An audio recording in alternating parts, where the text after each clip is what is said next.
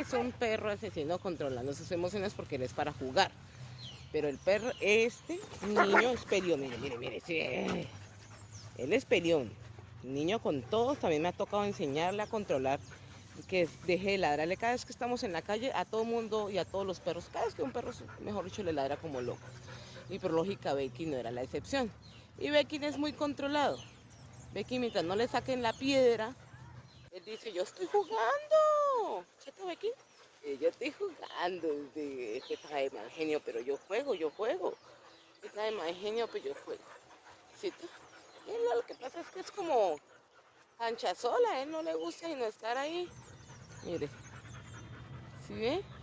Eso es lo que le gusta a él, cancha sola. Y a él le gusta jugar con todo, ¿cierto, Becky? Así dice, venga, pero si me los trajeron fue para jugar, ¿por qué no vienen a jugar?